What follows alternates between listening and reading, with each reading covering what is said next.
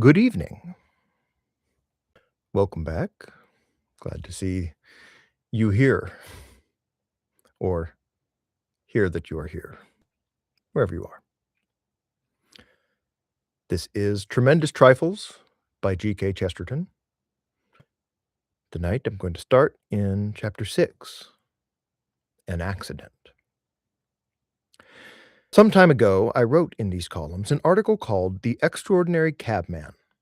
I am now in a position to contribute my experience of a still more extraordinary cab. The extraordinary thing about the cab was that it did not like me. It threw me out violently in the middle of the Strand. If my friends who read the Daily News are as romantic and as rich as I take them to be, I presume that this is not I presume that this experience is not uncommon. I suppose that they are being all thrown out of cabs all over London. Still, as there are some people, virginal and remote from the world, who have not yet had this luxurious experience, I will give a short account of the psychology of myself when my hansom cab ran into the side of a motor omnibus, and I hope hurt it. I do not need to dwell on the essential romance of the hansom cab, that one really noble modern thing which our age, when it is judged, will gravely put beside the Parthenon. It is really modern in that it is both secret and swift. My particular hansom cab was modern in these two respects. It was also very modern in the fact that it came to grief. But it is also English. It is not to be found abroad.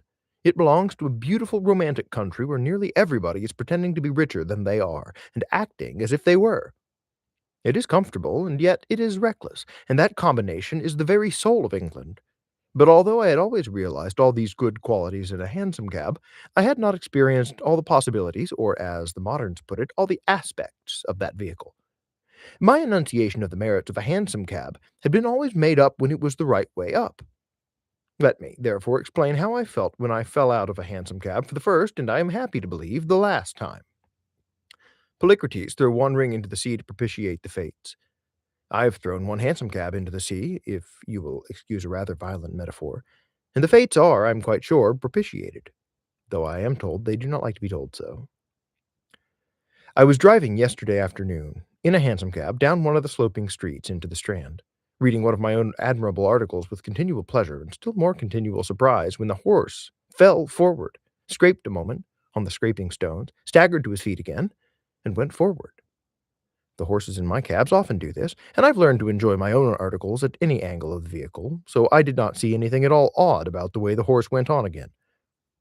But I saw it suddenly in the faces of all the people on the pavement. They were all turned towards me, and they were all struck with fear suddenly as with a white flame out of the sky. And one man half ran out into the road with a movement of the elbow, as if warding off a blow, and tried to stop the horse. Then I knew that the reins were lost, and the next moment the horse was like a living thunderbolt. I tried to describe things exactly as they seemed to me. Many details I may have missed or misstated. Many details may have, so to speak, gone mad in the race down the road. I remember that I once called one of my experiences narrated in this paper a fragment of fact.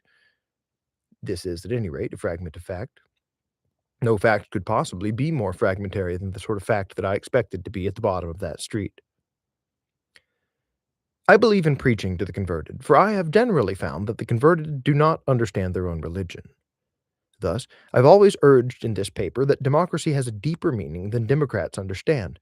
That is, that common and popular things, proverbs and ordinary sayings, almost always have something in them unrealized by most who repeat them. Here is one. We've all heard about the man who was in momentary danger, and who sees the whole of his life pass before him in a moment. In the cold, literal, and common sense of words, this is obviously a thundering lie. Nobody can pretend that in an accident or a moral crisis he elaborately remembered all the tickets he had ever taken to Wimbledon, or all the times he'd ever passed the brown bread and butter. But in those few moments, while my cab was tearing toward the traffic of the Strand, I discovered that there is a truth behind this phrase, as there is behind all popular phrases. I did really have, in that short and shrieking period, a rapid succession of a number of fundamental points of view. I had, so to speak, about 5 religions in almost as many seconds. My first religion was pure paganism, which among sincere men is more shortly described as extreme fear.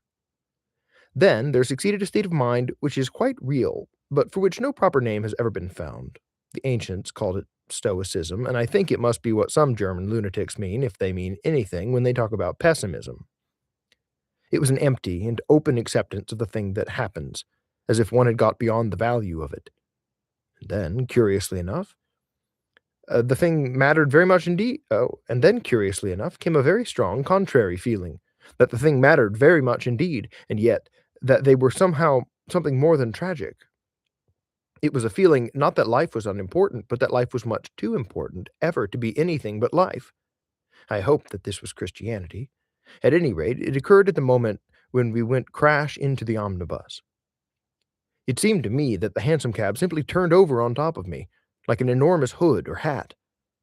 I then found myself crawling out from underneath it in attitudes so undignified that they must have added enormously to that great cause of which the Anti-Puritan League and I have recently dedicated ourselves. I mean, the cause of the pleasure to the people. As to my demeanor when I emerged, I have two confessions to make, and they're both made merely in the interests of mental science. The first is that whereas I had been in a quite pious frame of mind the moment before the collision, when I got to my feet and found I had got off with a cut or two, I began, like St. Peter, to curse and to swear. A man offered me a newspaper or something that I had dropped. I can distinctly remember consigning the paper to a state of irremediable spiritual ruin. I'm very sorry for this now, and I apologize both to the man and to the paper.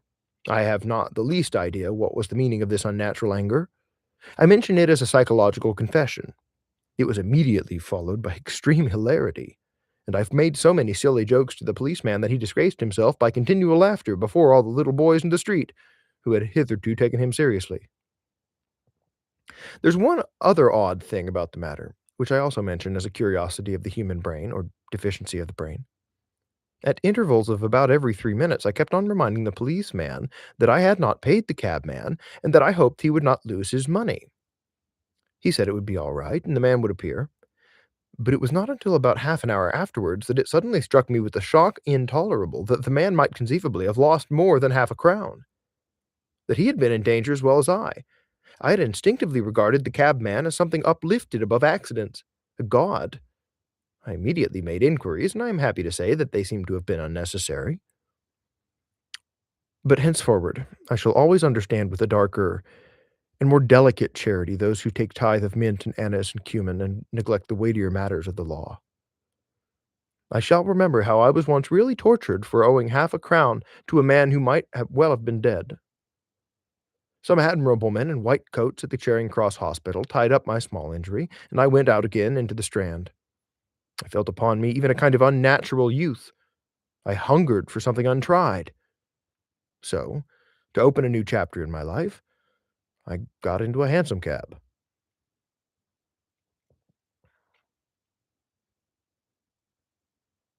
7. The advantages of having one leg. For Joss Reed. A friend of mine, who was visiting a poor woman in bereavement and casting about for some phrase of consolation that should not be either insolent or weak, said at last, "I think one can live through these great sorrows, and even be the better. What wears one is the little worries." "It's quite right, Mum," answered the old woman with emphasis, "and I ought to know, seeing as I've had 10 of 'em. It is perhaps in this sense that it is most true that little worries are most wearing. In this vaguer significance, the phrase, though it contains a truth, contains also some possibilities of self-deception and error.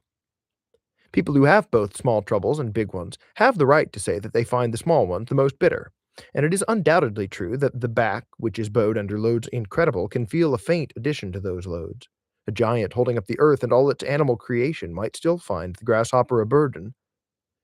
But I am afraid that the maxim that the smallest worries are the worst is sometimes used or abused by people because they have nothing but the very smallest worries. The lady may excuse herself for reviling the crumpled rose leaf by reflecting with what extraordinary dignity she would wear the crown of thorns, if she had to. The gentleman may permit himself to curse the dinner and tell him that he would behave much better if it were merely a matter of starvation. We need not deny that the grasshopper on man's shoulder is a burden, but we need not pay much respect to the gentleman who is always calling out that he would rather have an elephant when he knows there are no elephants in the country. We may concede that a straw may break the camel's back, but we like to know that it really is the last straw, not the first. I grant that those who have serious wrongs have a real right to grumble, so long as they grumble about something else. It is a singular fact that if they are sane, they almost always do grumble about something else. To talk quite reasonably about your own quite real wrongs is the quickest way to go off your head. But people with great troubles talk about little ones, and the man who complains of the crumpled rose leaf very often has his flesh full of thorns. But if a man has commonly a very clear and happy daily life, then I think we are justified in asking that he shall not make mountains out of molehills. I do not deny that molehills can sometimes be important. No,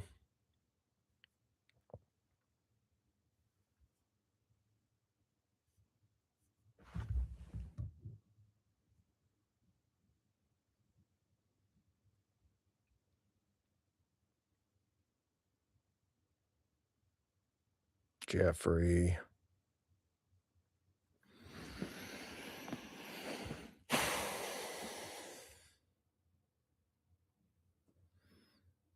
Please hold. My book is loading. I do confess I'm reading this off of the Kindle app. Feels a little subversive, which is fun.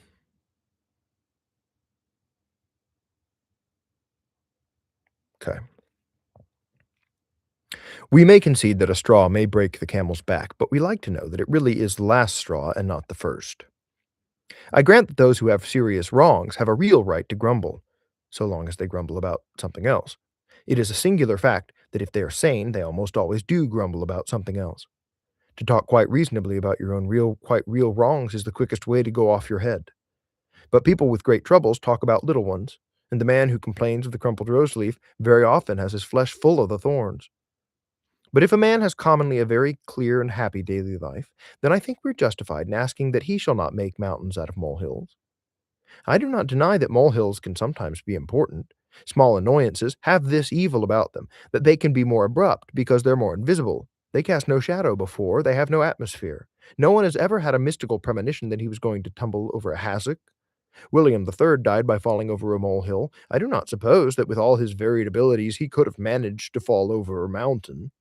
But when all this is allowed for, I repeat that we may ask a happy man, not William III, to put up with pure inconveniences, and even make them part of his happiness.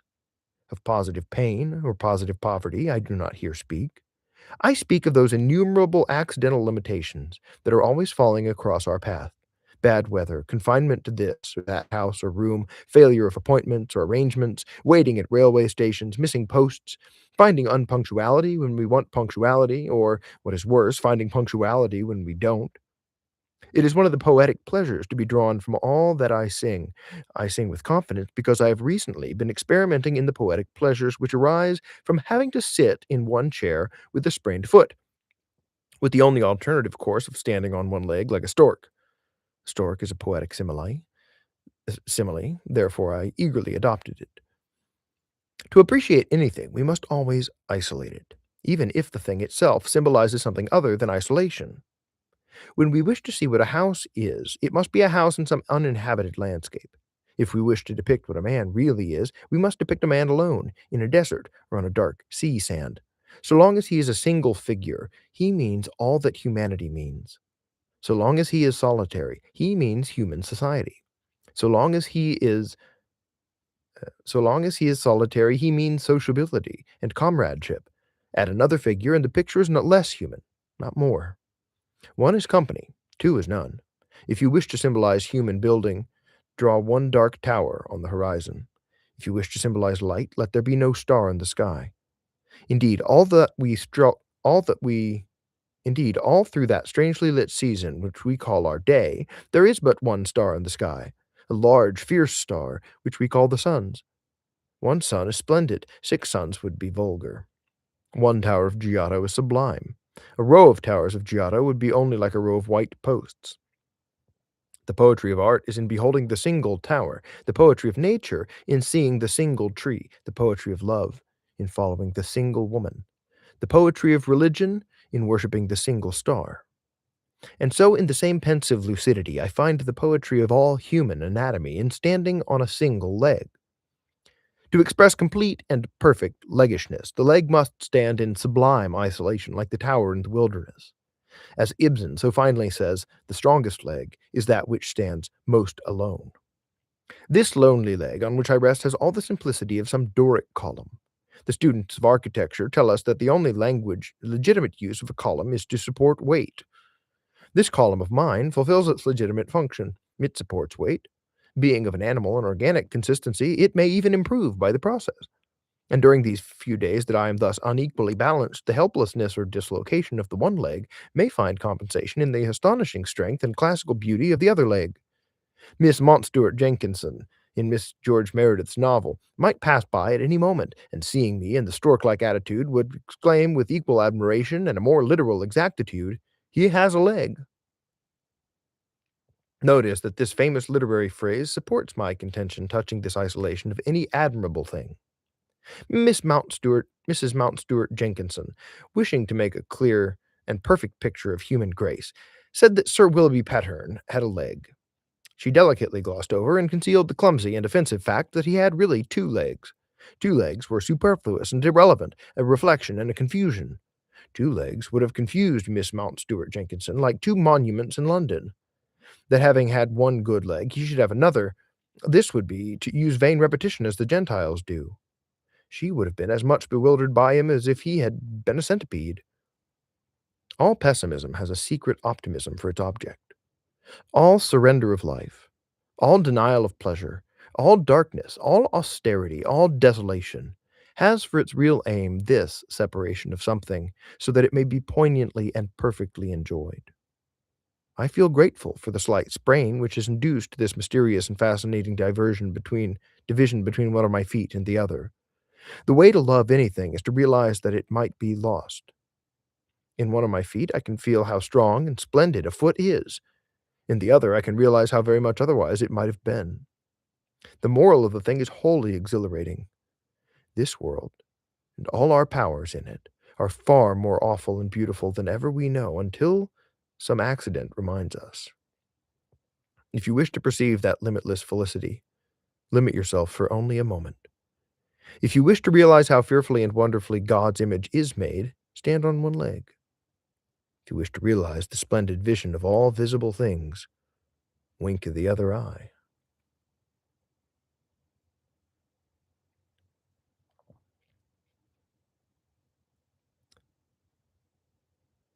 Finally, 8. The End of the World. For some time I had been wandering in quiet streets in the curious town of Besanon, which stands like a sort of peninsula in a horseshoe of river. You may learn from the guidebooks that it was the birthplace of Victor Hugo, and that it is a military station with many forts near the French frontier, but you will not learn from guidebooks that the very tiles on the roof seem to be of some quainter and more delicate color than all the tiles of all the other towns in the world, that the tiles look like the little clouds of some strange sunset, or like the lustrous scales of some strange fish. They will not tell you that in this town the eye cannot rest on anything without finding it in some way attractive, and even elvish, a carved face at a street corner, a gleam of green fields through a stunted arch, or some unexpected color for the enamel of a spire or dome. Evening was coming on, and in the light of it all these colors, so simple and yet so subtle, seemed more and more to fit together and make a fairy tale. I sat down for a little outside a cafe with a row of little toy trees in front of it, and presently the driver of a fly, as we would call it, came to the same place. He was one of those very large and dark Frenchmen, a type not common, but yet typical of France, the Rabelaisian Frenchman, huge, swarthy, purple-faced, a walking wine barrel. He was a sort of southern Falstaff, if one can imagine Falstaff anything but English, and indeed there was a vital difference, typical of two nations. For while Falstaff would have been shaking with hilarity like a huge jelly, full of the broad farce of the London streets, this Frenchman was rather solemn and dignified than otherwise, as if pleasure were a kind of pagan religion. After some talk, which was full of the admirable civility and equality of French civilization, he suggested, without either eagerness or embarrassment, that he should take me in his fly for an hour's ride in the hills beyond the town. And though it was growing late, I consented. For there was one long white road under an archway and round a hill that dragged me like a long white cord. We drove through the strong, squat gateway that was made by Romans, and I remember the coincidence like a sort of omen that as we passed out of the city, I heard simultaneously the three sounds, which are the Trinity of France. They make what some poets called a tangled trinity, and I'm not going to disentangle it. Whatever those three things mean, how or why they coexist, whether they can be reconciled or perhaps are reconciled already, the three sounds I heard by an accident all at once make up the French mystery. For the brass band in the casino gardens behind me was playing with a sort of passionate levity some ramping tune from a Parisian comic opera, and while this was going on, I also heard the bugles on the hills above that told of terrible loyalties and men always arming in the gate of France. And I heard always, and I heard also, fainter than these sounds, and through them all, the Angelus. After this coincidence of symbols, I had a curious sense of having left France behind me, or perhaps even the civilized world. And indeed, there was something in the landscape wild enough to encourage such a fancy. I have seen, perhaps, higher mountains, but I have never seen higher rocks. I have never seen height so near, so abrupt and sensational, splinters of rock that stood up like the spires of churches, cliffs that fell sudden and straight, as Satan fell from heaven. There was also a quality in the ride which was not only astonishing, but rather bewildering, a quality which many must have noticed, if they have driven or ridden rapidly up mountain roads. I mean a sense of gigantic gyration, as if the whole earth turning around one's head. It is quite inadequate to say that the hills rose and fell like enormous waves. Rather, the hills seemed to turn around me like the enormous sails of a windmill, a vast wheel of monstrous archangelic wings. As we drove on and up into the gathering purple of the sunset, this dizziness increased, confounding things above with things below. Wide walls of wooded rock stood out above my head like a roof. I stared at them until I fancied that I was staring down at a wooded plain. Below me, steeps of green swept down to the river. I stared at them until I fancied that they swept up to the sky. The purple darkened. Night drew nearer. It seemed only to cut clearer the chasms and draw higher the spires of that nightmare landscape. Above me in the twilight was a huge black hulk of the driver, and his broad blank back was as mysterious as the back of death in Watts' picture. I felt that I was growing too fantastic, and I sought to speak of ordinary things. I call out to the driver in French, "Where are you taking me?" And it is a literal and solemn fact that he answered me in the same language, without turning around, "To the end of the world." I did not answer. I let him drag the vehicle up dark, steep ways until I saw a light under a low roof of little trees and two children, one oddly beautiful, playing at ball. Then we found ourselves filling up the strict main street of a tiny hamlet, and across the walls of its inn were written in large letters, Le Bout du Monde, the end of the world.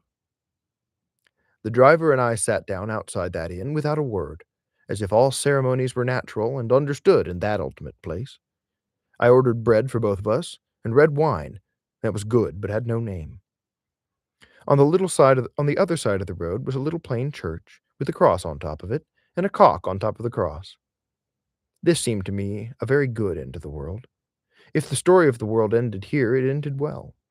Then I wondered whether I should myself really be content to end here, where most certainly there would the best things of Christendom, a church, and children's games, and decent soil, and a tavern for men to talk with men.